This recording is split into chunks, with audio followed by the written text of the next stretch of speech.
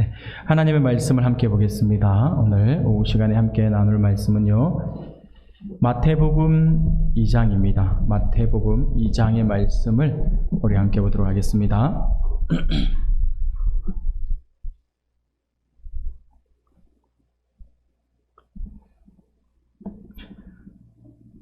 신약성경 마태복음 2장 1절에서부터 12절까지의 말씀을 우리가 한 절씩 교독하도록 하겠습니다. 명철아, 이 볼륨 조금만 낮추어 줄래? 네, 하나, 둘. 네. 그래도 계속 하죠. 네. 조금만 더 줄여주세요. 네. 우리가 마태복음 2장 1절부터 12절까지의 말씀을 우리가 한 절씩 교독하도록 하겠습니다. 제가 먼저 1절 말씀 보겠습니다. 헤롯 왕 때에 예수께서 유대 베들레헴에서 나심에 동방으로부터 박사들이 예루살렘에 이르러 말하되, 유대인의 왕으로 나신 이가 어디 계시냐? 우리가 동방에서 그의 배를 보고 그에게 경배하러 왔노라 하니, 헤롯 왕과 온 예루살렘이 듣고 소동한지라. 왕이 모든 제사장과 백성의 서기관들을 모아 그리스도가 어디서 나겠느냐 물으니, 이르되 유대 베들레헴이오니 이는 선지자로 이렇게 기록된 바, 또 유대 땅 베들레헴아 너는 유대의 골 중에서 가장 작지 아니하도다. 내게서 한 다스리는 자가 나와서 내 백성 이스라엘의 목자가 되리라 하였음이니라. 이에 헤롯이 가만히 박사들을 불러 별이 나타난 때를 자세히 묻고 베들레헴으로 보내며 이르되 가서 아기에 대하여 자세히 알아보고 찾거든 내게 구하여 나도 가서 그에게 경배하게 하라. 박사들이 왕의 말을 듣고 갈새 동방에서 보던 그 별이 문득 앞서 인도하여 가다가 아기 있는 곳 위에 머물러 서 있는지라. 그들의 별을 보고 매우 크게 기뻐하더라. 집에 들어가 아기와 그의 어머니 마리아가 함께 있는 것을 보고 엎드려 아기께 경배하고 보배 합을 열어 황금과 유향과 몰약을 예물로 드리니라. 그들은 꿈에 헤롯에게로 돌아가지 말라 지시하심을 받아 다른 길로 고국에 돌아가니라. 아멘. 할렐루야. 네, 오후 시간에도 하나님의 큰 은혜가 우리 사랑하는 성도님들 모두에게 크게 차고 넘쳐나기를 소원합니다. 앞뒤 좌우 우리 늘 인사하던 우리 대로 우리 함께 인사 나누겠습니다. 당나귀, 당신은 나의 기쁨입니다. 인사하겠습니다. 당신은 나의 기쁨입니다. 당신은 나의 기쁨입니다. 네네. 감사합니다. 예, 참으로 그렇습니다. 우리 모두의, 우리 성도님들은 우리 모두의 기쁨이 되기를 소원합니다. 예, 마이크 잘 들리시죠? 네네. 마이크가 좀 바뀌었어요. 아침에 거보다 좀 성능이 조금 더 괜찮은 것 같아가지고 더 좋은 것 같습니다.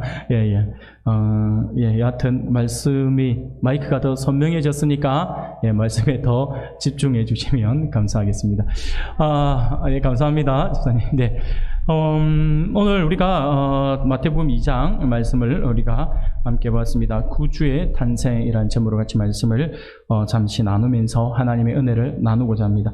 사랑하는 여러분, 19세기에서 20세기에 걸쳐서 이렇게 미국에서 활동했던 미국의 소설가 가운데 보통 사람들, 그냥 미국의 서민들, 특히 뉴욕의 서민들을 대상으로 해서 이렇게 글을 많이 썼던 보통 뉴욕 시민들의 그 생활, 서민들의 생활을 낭만적으로 잘 묘사한 그 소설가가 있습니다. 아주 유명한 소설가인데 여러분들 이름을 한번 들어보셨을 겁니다. 바로 오 헨리라고 하는 소설가입니다. 아마도 우리에게는 이 오 헨리는 마지막 입세로도 더 유명하고 더 많이 알려져 있는 그러한 작가일 것입니다.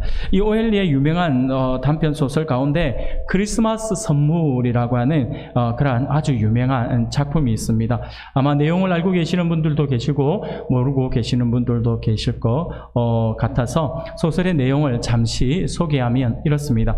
주인공인 한 부부가 등장합니다. 델라라고 하는 아내와 짐이라고 하는 남편이 등장하는데 이 두 부부가 굉장히 이제 가난한 삶을 삽니다. 이 델라와 짐이라고 하는 가난한 부부가 있었는데 이 부부는 비록 생활은 굉장히 어렵고 힘들고 가난했지만 하루하루 힘겹게 살아가지만 누구보다 서로를 아끼면서 대해서 사랑하는 그런 부부였습니다. 그래서 비록 가난하지만 이 두 부부는 굉장히 행복한 삶을 살았습니다.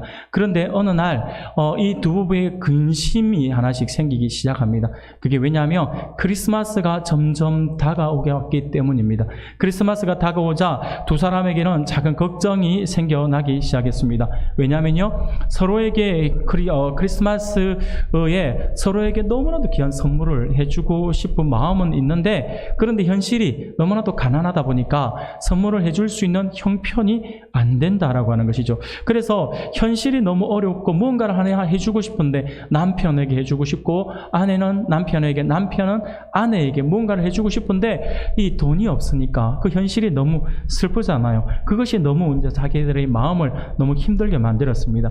그런데 이렇게 가난한 부부에게도 남들이 가지지 못하고 있는 것들을 하나씩 가지고 있었습니다. 그게 뭐냐면 남편 짐에게는요, 할아버지로부터 물려받아온 시계, 아주 고급스러운 시계를 하나 가지고 있었습니다. 그 시대는 뭐 손목시계가 아니라 여러분들 줄이 매여 있는 거 있잖아요. 줄 매여 있는 그러한 시계였는데, 그래서 호주머니에 넣었다가 끄집어내었다가 보는 그런 시계 있잖아요. 근데 이 줄이 너무 오랜 시간이다 보니까 줄이 낡아서 줄이 없는, 아직 못 쓰는 그냥 시계만 있는 그 시계를 하나 가지고 있었고, 아내 델라에게는요, 누구도 부러워할 만한 아름다운 머리카락을 가지고 있었습니다. 그래서 그녀만 지나가면 사람들이 저 머리카락 정말 하늘에서 내려온 것 같아 라고 이야기할 정도로 굉장히 우아하고 멋진 그러한 머릿결을 가지고 있었던 사람이 바로 이 델라였습니다.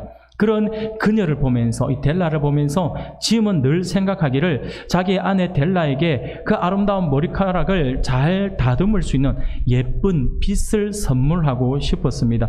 늘 아름답고 긴 머리카락을 가진 아내에게 좋은 빗이 있으면 좋겠다라고 생각을 했습니다. 한편 아내 델라는 늘 남편 짐에게 할아버지로부터 물려받았던 그 시계에 아주 멋진 시계줄을 선물해 주고 싶었습니다. 늘 시계줄이 없이 시계만 호주머니에 넣었다 뺐다 하라고 하는 모습을 보면서 굉장히 안타까웠던 것이죠. 그래서 그렇게 선물을 해주고 싶은 마음을 가지고 있었습니다. 그런데 그런 마음은 가지고 있었음에도 불구하고 그들은 돈이 없으니까 선뜻 그것을 선물해 줄 수 없는 그러한 현실이었어요. 그런데 어느 날 이제 크리스마스가 다가오자 이 델라는 결심을 하게 됩니다. 무엇을 결심했냐니까요? 그녀는 아름다운 머리카락을 잘라서 팔게 됩니다. 머릿결이 너무 좋다 보니까 이 머리카락을 잘라서 팔았는데 $20에 그것을 팔게 됩니다. 그리고 그 머리카락을 팔아서 백금으로 된 아주 멋진 시계줄을 장만했습니다. 남편에게 주고 싶었어요. 남편의 그 시계에 너무나도 잘 어울리는 시계줄이다라고 생각해서 그녀는 이것을 머리를 자르고 나서 샀던 그 시계줄을 너무 만족했습니다. 한편으로는 자신의 그 긴 머리카락을 자르고 나니 머리가 굉장히 짧아지잖아요. 혹시 남편 짐이 나의 머리를 보면서 실망하면 어떡하지? 막 섭섭해하면 어떡하지? 라고 하는 걱정이 들기도 했지만, 그렇지만 이 짐의 시계에 정말 어울리는 이 시계줄을 보면서 그녀는 흐뭇해하면서 이제 집에 돌아올 짐을 기다리고 있었습니다. 그래서 이렇게 짐이 들어왔습니다. 짐이 이제 집에 들어왔을 때에 델라는 일을 마치고 돌아온 이 짐의 앞에 나가서 짐의 표정을 이렇게 본 델라는요, 이렇게 짐에게 그 자기의 선물을 내밀게 되죠. 그 선물을 이제 내밀게 되는데, 이 선물을 받으면서 머릿결이 짧아져 있는 자기 아내 델라의 모습을 보면서 한순간 짐은 멍하니 서 있게 됩니다. 멍하니 서 있게 되니까 순간 이 델라는 나의 머리카락이 짧아짐으로 인해서 이 남편이 이것이 섭섭하고 싫은가 보다라고 하는 걱정을 하게 되죠. 걱정을 하게 되지만 짐은 곧 말을 합니다. 뭐라고 이야기하냐면, 머리카락을 잘라버린 건 당신을 향한 내 애정을 어떻게 할 수 없어. 머리가 짧아도 당신을 향한 나의 사랑은 변함이 없어. 하지만 이것을 펼쳐보면 내가 왜 멍하게 있는지 알 거야 라고 하면서 자신이 가지고 온 선물 하나를 내밀게 됩니다.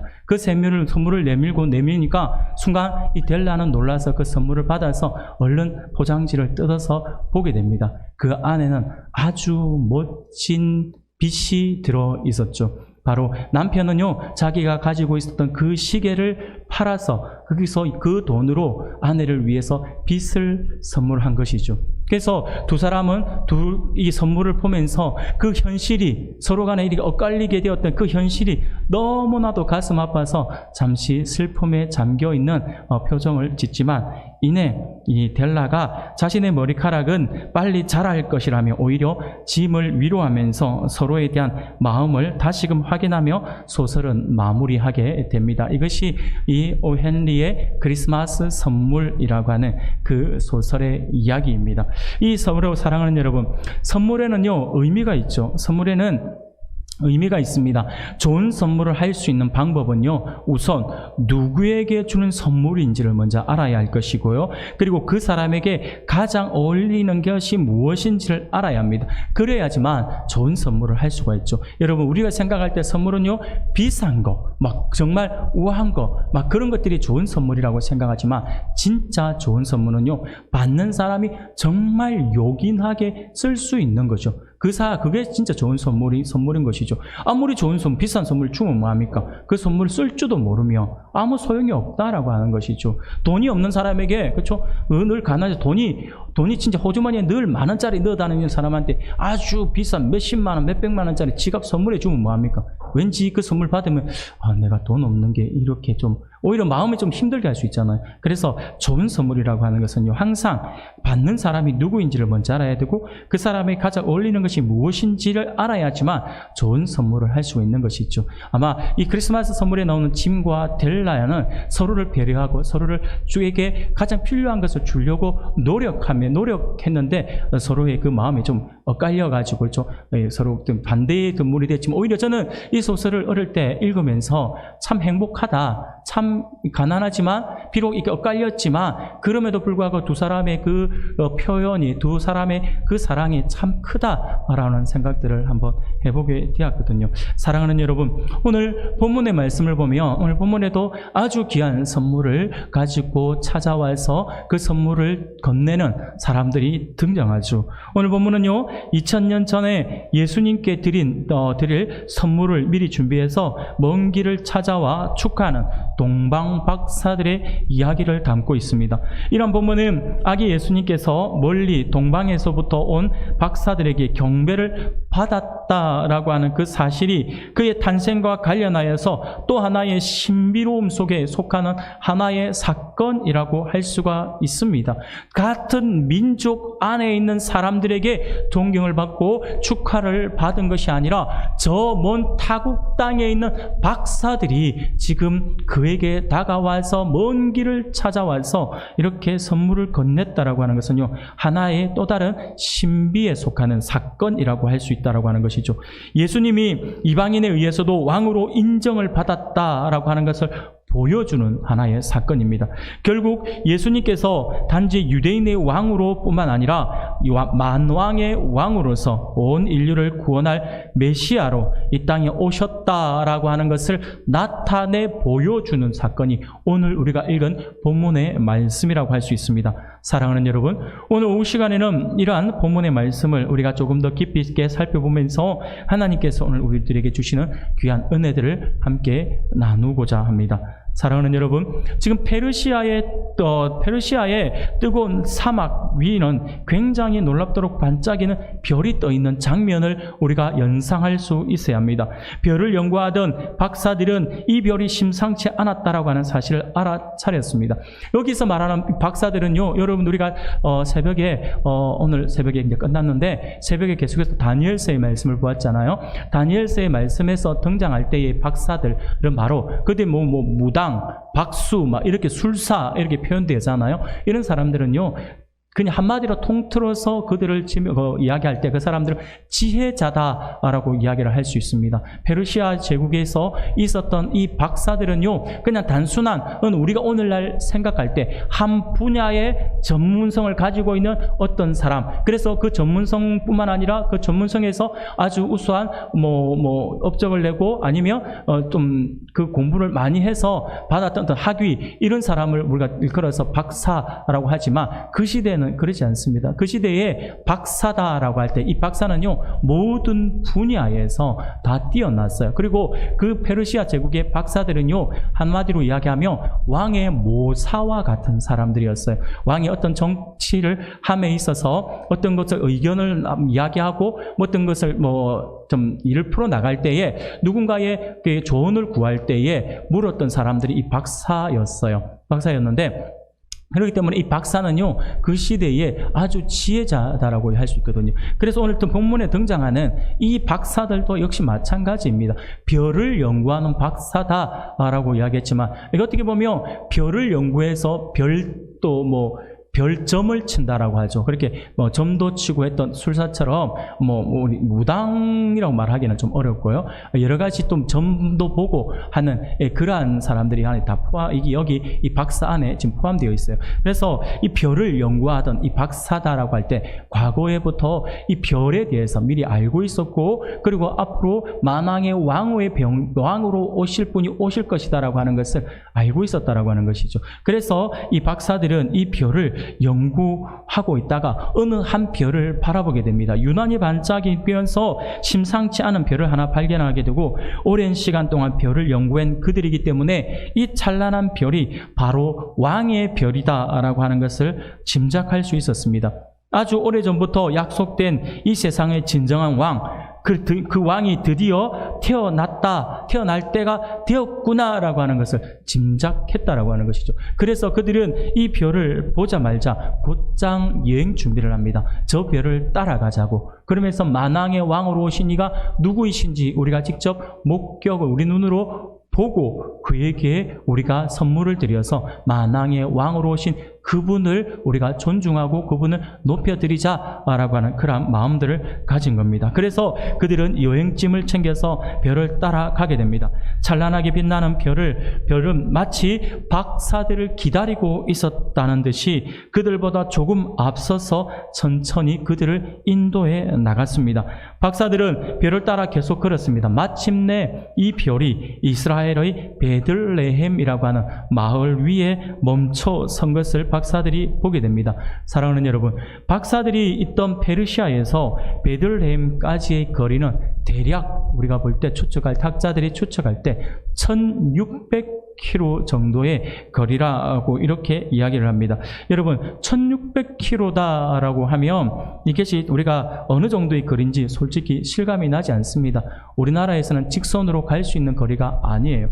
부산에서 서울까지의 거리가 대략 우리가 한 400km, 넉넉하게 400km 정도로 우리가 한번 잡아볼 때에 대략 한 400km 잡을 때에 1600km라고 하는 것은 서울을 한번 갔다가 왔다가 또 갔다가 또 와야지만 1600km가 된다라고 하는 것이죠. 그런데 오늘날 우리가 교통수단이 많이 발달되어 있는 오늘 우리 시대는 서울 2번 갔다 오는 건 하루 만에도 2번 갔다 오잖아요. 하루에 기차만 잘 활용하고 아니면 비행기하고 이게 잘 활용하면 몇 번이고 서울 왔다 갔다 할 수 있잖아요. 그런데 그 시대는 아니잖아요. 그 시대는 교통수단이라고 하면 해봤자 사막길을 걸을 때에 이렇게 도움을 받을 수 있는 낙타 정도 외에는 별로 없습니다. 다 걸어서 다녀야 되잖아요. 그렇기 때문에 이 1600km를 간다라고 하는 것은 어마어마한 거리다라고 하는 거예요. 우리가 한번 생각해 봅시다.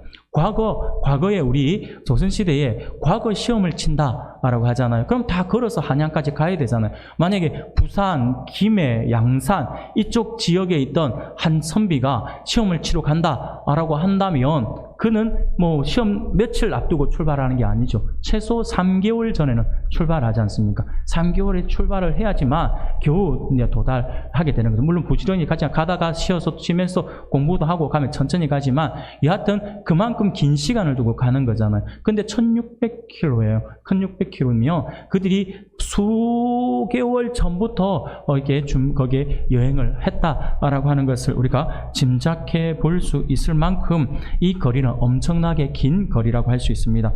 그렇게 엄청나게 긴 여행을 이들이 떠난 것이죠. 그런데 그렇게 여행을 온 박사들의 입장에서는요, 이 별이 멈추어 서 있는 이 베들레헴 위에 별이 서 있는 걸 보면서 그들은 이상하게 생각하게 됩니다. 왜냐하면요, 왕은 태어났다라고 하는 왕의 별이기 때문에 왕의 별을 따라왔잖아요. 그러면 그들이 볼 때는 왕이 태어난 거거든요. 그렇기 때문에 왕이 태어났다라고 하면 당연히 큰 도시, 수도, 왕궁에서 태어날 것이다 라고 생각을 했다라고 하는 것이죠. 그런데 베들레헴은요, 큰 도시가 아니었어요. 그냥 오늘날 우리로 치면 그냥 시골촌 동네, 아주 작은 촌동네, 이 정도로 여겨질 정도로 아주 작은 동네였다라고 하는 것이죠. 그 심지어 베들레헴에는 왕궁도 없었다라고 하는 거예요. 그래서 박사들은 베들레헴에 멈춰 서 있는 그 별을 보면서 베들레헴으로 향하여 가지만 그가들이 생각할 때는 베들레헴이 아닐 수도 있겠어. 왜냐하면 왕으로 오셨기 때문에 예루살렘에 오지 않았을까? 그럼 예루살렘으로 먼저 가서 그 별의 출처를 한번 물어보고 누구인지, 왕으로 나신 아기가 어떤 분인지를 한번 물어보자 라고 하는 마음으로 그들은 이스라엘의 수도였던 예루살렘으로 들어가게 됩니다. 왕이라면 당연히 나라의 수도인 왕궁에서 태어날 것이다라고 생각을 했기 때문이죠. 그리고 왕이 태어났으며 만왕의 왕이 태어났으면 당연히 이 나라 백성들은 기뻐하면서 맞을 것이다라고 생각을 했다라고 하는 것이죠. 그래서 박사들은 왕궁이 있는 예루살렘으로 가게 되었고, 멋진 왕궁에 도착한 박사들은요, 그 당시 유대를 통치하고 있던 헤롯을 찾아가서 인사를 하며 묻게 됩니다. 그것이 2절 말씀이죠. 유대인의 왕으로 나신 이가 어디 계시냐? 우리가 동방에서 그의 별을 보고 그에게 경배하러 왔노라 라고 이야기를 하죠. 이 이야기를 듣자 정말 이 헤롯과 당시의 신하들 입장에서 정말 뜬금없는 이야기인 거죠. 뭔 소린가 싶은 거죠. 그래서 성경은 뭐라고 이야기합니까? 헤롯 왕과 온 예루살렘이 듣고 소동했다라고 성경은 말씀을 하고 있죠. 한마디로 난리가 났다라고 하는 거예요. 갑자기 왕이 버젓이 있는데, 지금 우리 집에 아이가 태어난 것도 아닌데, 나의 대를 이어서 태어날 왕이 태어난 것도 아닌데, 왕자가 태어난 것도 아닌데 어디서 왕이 나왔단 말이지? 하면서 난리가 난 것입니다. 로마 황제의 허락을 받은 왕은 헤롯 왕 자신뿐인데 새로운 왕이라고 하니 말도 안 된다라고 생각을 했던 것이죠.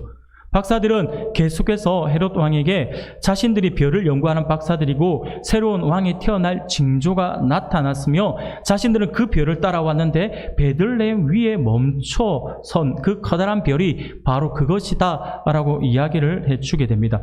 그래서 헤롯은 부랴부랴 대제사장과 서기관들을 불러 모았습니다. 그들은 성경을 누구보다 잘 아는 사람들이었죠. 그렇게 왕이 그들에게 묻습니다. 아니, 왕이 났다라고 하는데 이게 무슨 말인지 너희들은 알고 있는 게 있느냐라고 물어보게 되겠죠. 그러자 그들이 뭐라고 이야기합니까? 5절, 6절에서 이렇게 이야기하죠. 유대 베들레헴이오니 이는 선지자로 이렇게 기록된 바, 또 유대 땅 베들레헴아 너는 유대 고을 중에서 가장 작지 아니하도다. 내게서 한 다스리는 자가 나와서 내 백성 이스라엘의 목자가 되리라 하였음이니이다 라고 이렇게 이야기를 합니다. 이에 헤롯은 깜짝 놀랍니다. 아, 이게 진짜구나, 성경에 기록되어 있는 내용이구나 라고 하는 것을 알게 되죠. 그러면서 자신의 자리가 위태로울 것을 순간 염려하게 됩니다. 그러면서 새롭게 태어났다라고 하는 이 왕을 죽여서 후환을 없애야겠다라고 하는 생각을 하게 되죠. 왜냐하면 헤롯 왕은 정통성이 있던 왕이 아니었기 때문입니다. 유대의 왕이라면 당연히 다윗의 자손이어야 하는데 헤롯은 다윗의 자손이 아니거든요. 심지어 정통 유대인도 아닌 이방 나라 에돔 출신의 왕이 바로 이 헤롯 왕이었어요. 다행히 그는 로마 황제에게 잘 보여서 유대의 왕이 되긴 했지만 헤롯은 언제나 나의 자리가 보장되어 있는 것이 아니라 내가 언제 어디서 어떤 경우에서 내 목이 날아갈 수 있다라고 하는 그 생각 때문에 항상 이 불안에 쌓여서 살아갔던 그러한 사람이었거든요. 그래서 헤롯은요, 한 가지 방법을 생각해서 박사들에게 이렇게 전달합니다. 7절, 8절이에요. 이에 헤롯이 가만히 박사들을 불러 별이 나타난 때를 자세히 묻고 베들레헴으로 보내며 이르되 가서 아기에 대하여 자세히 알아보고 찾거든 내게 고하여 나도 가서 그에게 경배하게 하라라고 말씀을 하죠. 이 장면만 보면 헤롯이 매우 친절하게 만왕의 왕으로 오신 그분을 맞이하고자 하는 모습으로 비춰집니다. 하지만 우리는 이후의 말씀을 잘 알고 있습니다. 이것은 바로 헤롯이 친절을 베풀고 있는 것이 아니라 음흉한 흉계다라고 하는 것을 우리가 잘 알고 있죠. 여하튼 박사들은 헤롯의 말을 듣고 왕궁을 나와서 다시 별이 멈춘 곳을 향해서 떠나갑니다. 베들레헴의 위에 멈춰섰으니 정말 베들레헴에서 나신 것이 맞구나 라고 하면서 다시 그들이 베들레헴으로 발길을 옮겼다라고 하는 것이죠. 베들레헴에 도착한 이 문방박사들은요, 다시 한 번 더 놀라게 됩니다. 왜 어떤 부분에서 놀라게 되냐면 분명히 별이 멈추고 아기가 태어났다라고 한다면 어느 집에서 집 위에 멈춰서 집에서 아기가 태어나는 것을 이제 보아야 되는데 이 별이 성경의 표현대로 한다면 마구간에 이렇게 있는 그곳에 멈춰 서 있는 것을 보면서 마구간 위에 섰으니 놀라지 않을 수가 없는 것이죠. 그래서 그들은 다시 한 번 더 놀랄 수밖에 없습니다. 하지만 조금 이상했지만 조금 귀를 기울여 보니까 이곳에서 양이나 말이나 소나 그런 짐승의 소리가 들려와야 되는데 아기 소리가 들리는 거예요. 갓난아이가 태어난 소리가 들리는 것이죠. 그 소리를 듣고 이 박사들은 서로 미소를 지으면서 기뻐하였다라고 성경은 말씀을 하고 있죠. 마구간이다 보니 짐승의 소리가 들려야 하는데 짐승의 소리가 들리는 것이 아니라 정말 갓 태어난 아기의 울음소리가 들렸기 때문에 그들은 이곳이 맞구나 라고 하는 것을 알아서 그들이 기뻐했다라고 말씀을 하고 있는 것이죠. 사랑하는 여러분, 박사들은요 정말로 이 마구간에서 왕이 태어나셨다라고 하는 사실을 깨달았습니다. 세상에서 가장 강한 왕이 가장 낮고 천한 곳에서 태어나시는 장면입니다. 박사들은 마구간 안으로 들어가서 아기의 부모에게 인사를 하고 자신들이 준비해온 선물을 꺼내서 아기에게 예물로 드리게 됩니다. 그들이 가져온 선물 우리가 잘 알고 있죠. 3가지의 선물을 가져와서 이 3가지의 선물을 내밀었죠. 무엇이었죠? 황금과 유향과 몰약이었습니다. 그렇죠. 이 예물들은요, 이 황금, 유향, 몰약 이것은요, 당시 왕이나 귀족 등과 같이 높은 지위에 있는 사람들에게 나아갈 때에, 그의 탄생을 축하할 때에, 아니면 높은 지위에 있는 사람들이 어떤 축하해 줄 때에, 그들이 나아갈 때 이렇게 준비를 하는 그러한 하나의 어떤 관례에 따른 것으로서 이게 황금과 유향과 몰약을 준비했던 것이죠.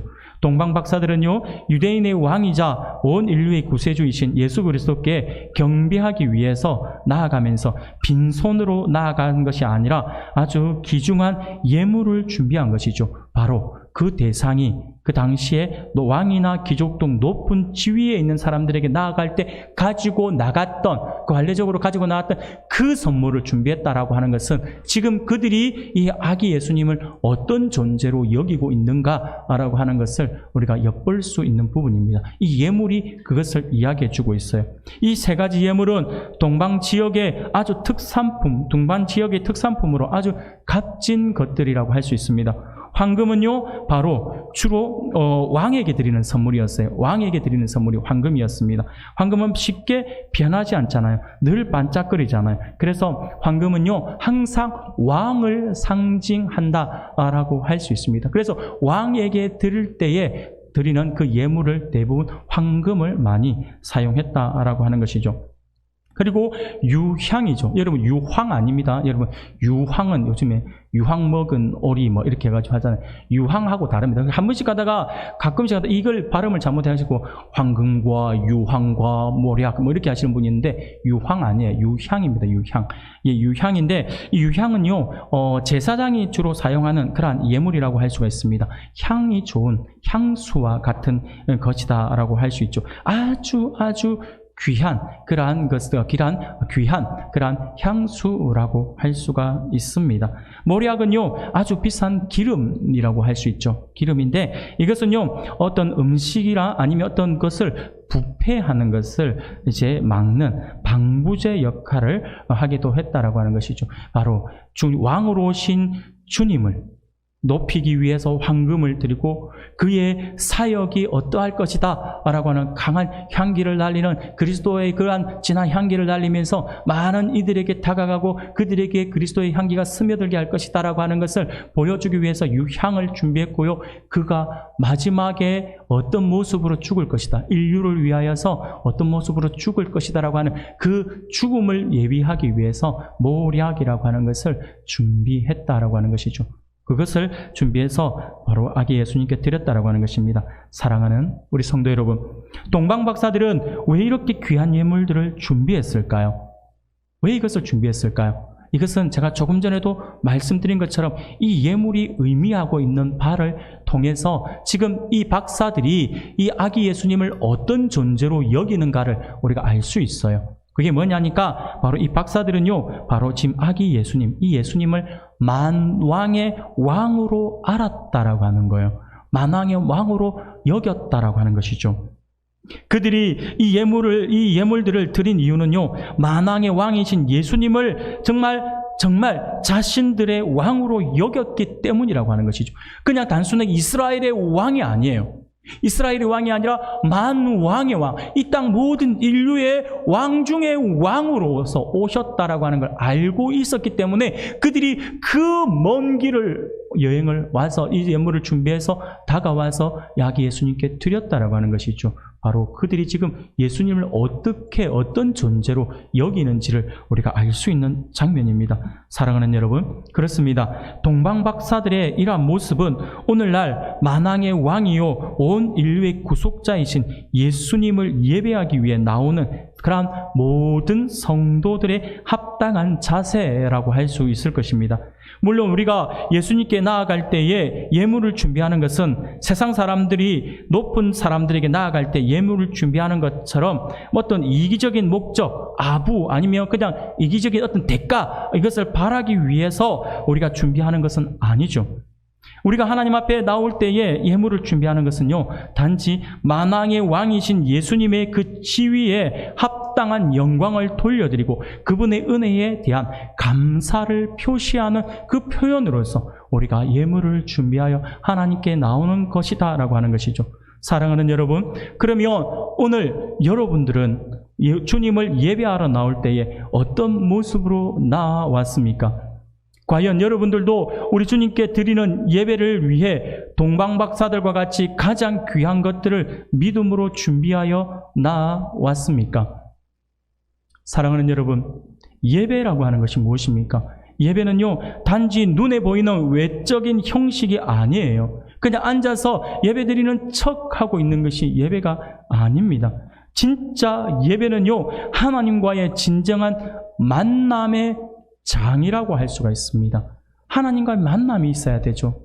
그래서 우리가 항상 예배하러 나올 때는요 이 예배함을 통하여서 하나님 만나기를 원합니다 라고 하는 그 기도가 함께 동반되어야 할 것입니다. 하나님 우리를 만나 주시옵소서라고 하고 하나님 우리 영혼을 만져 주시옵소서라고 우리가 기도하고 나와야 한다라고 하는 것이죠. 그래서 하나님의 말씀을 통하여서 찬양을 통하여서 우리가 어떤 사람들은요 예배 안에서 이루어지는 우리가 시작할 때 잠깐 인사하는 그 인사 때문에 은혜 받는 사람들도 있다니까요. 예배의 자리에서. 평소 예배 밖에서 인사할 때는 그렇게 감동 안 받는데 예배 안에서 그렇게 인사할 때는 감동을 받는 사람들도 있다라고 하는 것이죠. 예배의 첫 시간부터 마치는 시간까지 어느 한 부분들을 통하여서 하나님께서 우리의 영혼을 만져주시고 터치해 주신다면 우리는 그 예배, 성공한 예배라고 할 수가 있습니다. 그것은 우리가 어떤 마음을 가지고 나왔느냐가 중요하죠. 어떤 준비를, 예배를 위해서 어떤 준비를 해서 나왔느냐가 그 은혜를 받냐 못 받냐를 결정한다라고 하는 것을 여러분들이 기억할 수 있길 바랍니다. 아무리 형식이 화려하고 정교하다 할지라도 예배드리는 자의 마음과 태도가 그에 합당하지 못하다면 그것은 종교 행사는 될 수 있을지 모르지만 진정한 예배라고는 할 수 없을 것입니다. 주님께서는 우리를 위해 하나밖에 없는 자신의 생명을 희생하셨어요. 그러므로 우리도 이러한 주님께 나아갈 때에 우리가 지닌 것 중 가장 귀한 것들을 드릴 수 있어야 할 것입니다. 무엇이 우리의 목숨보다 중요할까요? 무엇이 우리의 목숨과 바꿀 수 있을 만큼 소중할까요? 없어요. 아침에 오전 시간에도 잠깐 말씀을 드린 것처럼 아무리 돈이 많으면 뭐합니까? 아무리 세상의 권세가 뛰어나면 뭐합니까?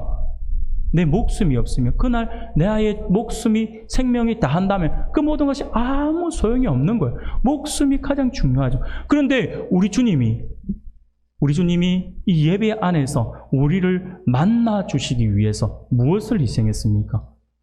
하나님은요, 아버지 하나님은 하나밖에 없으신 그의 아들을 희생시켰고요. 예수님은요, 자신의 생명을 내어주기까지 하셨다라고 하는 것이죠. 자기의 어떻게 보면 우리에게 만남의 장을 열어주기 위해서 주님은요, 자신의 생명을 우리에게 선물로 주신 것이다 라고 할 수 있는 것이죠. 그 생명의 선물을 받은 우리들은 우리 주님께 나올 때 어떤 자세로 나오고 있냐라고 하는 것이죠. 사랑하는 여러분, 동방박사들은 인류를 구원하실 메시아 예수께 그들의 보배합을 열어 그들이 준비한 가장 귀한 것을 드렸습니다. 그렇다면 현재 우리는 우리를 위해 대속 제물이 되신 주님을 위해 어떤 보배합을 준비하고 있습니까? 한번 깊이 있게 생각해 볼 수 있기를 바랍니다. 사랑하는 여러분, 다음 주일은 하나님께서 우리를 사랑하신다라고 세상에서 가장 큰 목소리로 외쳐주신 복된 날이라고 할 수 있습니다. 우리에게 하나님의 하나뿐이신 독생자이신 성자 하나님이신 그 예수, 성자 하나님이신 그 예수님의 그 생명을 우리에게 선물로 주신 날이라고 할 수 있겠죠. 이 선물을 받은 사람들은 이제 더 이상 죽음의 다스림에 매이지 않습니다. 그 어떤 것도 우리를 위협할 수 없어요. 다음 주는 바로 이 예수님의 생일입니다. 우리를 사랑하셔서 친히 우리의 왕이 되기로 작정하시고 이 세상에 오신 예수님의 생일입니다. 그러므로 그 큰 사랑의 선물을 받은 우리는 예수님께 무엇을 드릴 수 있을까요? 황금일까요? 아니면 동방박사들처럼 모략, 아니면 유향, 이런 것들일까요? 아니요. 가만히 생각해 보세요. 황금보다 더 귀한 게 있어요. 유향보다 더 귀한 게 있어요. 모략보다 더 귀한 것이 있어요. 그것은 세상이 아니라 지금 여러분들 각자가 다 가지고 있는 거예요. 무엇일까요? 바로 우리들 자신입니다. 자신. 주님은 황금, 모략, 유향 준비하는 거 그것 반가워하시겠죠. 그러나 그것보다 더 귀하게 여기시는 것이 있어요. 바로 우리 자신이었죠. 제가 우리가 서두에 시작하면서 오헨리의 크리스마스 선물에 대한 이야기, 소설 이야기를 잠깐 한 것처럼 저는 어릴 때 그 소설을 읽고 마지막 장면에서 정말 어떻게 보면 쓸모없는 거잖아요. 머리카락이 잘라서 팔아버린 델라에게는 빚이 필요 없어요. 시계를 팔았는데 시계 줄만 갖고 있으면 뭐 하겠습니까? 아무짝에도 쓸모없는 거잖아요. 그런데 그 선물 안에 서로의 마음이 담겨 있는 거잖아요. 그래서 그들은 그것으로 인해서 오히려 감사할 수 있었지 않을까요? 사랑하는 여러분, 하나님께서 정말 원하시는 것은요, 우리 자신이에요. 그래서 제가 조금 전에도 말씀드린 것처럼 하나님께 나올 때 어떤 마음으로, 어떤 모습으로 나왔습니까? 라고 물어보았던 것이죠. 사랑하는 여러분, 성탄절은요, 하나님께 선물 받는 날이 아니에요. 이 이야기하니까 지난주에 우리 주일학교에서 아이들에게 이렇게 가르쳤다라고 하고, 우리 주일학교 여러분들 이름을 말하지 않아도 알겠죠? 가장 막내, 이 아이가 성탄절에 무슨 선물 받고 싶어? 라고 집에서 물어봤는데, 왜 내가 성탄절에 선물을 받아야 되냐고. 성탄절은 내가 준 예수님께 선물을 해드리는 날이지, 생일자에게 선물을 주는 날이지, 왜 내가 선물을 받아야 돼? 여러분, 우리 교회 가장 막내가 한 이야기예요. 우리 교회 가장 막내가 한 이야기. 그래서 이번에 여러분 성탄절에 청소년들 잘 들으세요. 성탄절 선물 뭐 줄래? 하지 마세요. 내가 주님께 뭘 드릴 수 있을까를 생각하셔야 돼요. 그게 청소년뿐만 아니라 우리 학생들뿐만 아니라 우리들 마찬가지입니다. 이번 성탄절에 여러분들 무엇을 드릴 수 있을까요? 이번 성탄절에 우리가 성탄절 행사로 우리가 여러 가지 각 기간별로 우리가 예수님의 생신을 축하합시다 라고 행사를 준비합시다 라고 했잖아요. 한 마음을 모아서 같이 준비했으면 좋겠어요. 그래서 정말 주님의 그 생일을 우리가 기쁘게 여기면서 함께 즐거워하는 복된 시간이 되었으면 좋겠습니다. 그래서 우리 급끼리라도 우리가 즐겁게 주님의 생신을 축하하며 박수치며 축하하는 그런 복된 날이 되었으면 좋겠습니다. 사랑하는 우리 성도 여러분, 하나님께서 너무나 사랑하시는 하나님의 자녀들인 우리들이 하나님의 그 사랑을 깨닫고 온몸과 마음을 다해 하나님을 사랑하고 그 사랑을 표현할 수 있다면 하나님은 다른 어떤 선물보다 더 기뻐하실 것이라 저는 확신합니다. 아무쪼록 예수 그리스도라는 위대한 선물을 받은 주의 백성들로서 마땅히 주님의 생일인 성탄절을 맞아서 함께 기뻐하고 함께 하나님께 영광을 돌림으로 주님 나심을 함께 축하할 수 있는 우리 모든 성도님들이 다 되시기를 주님의 이름으로 축원합니다.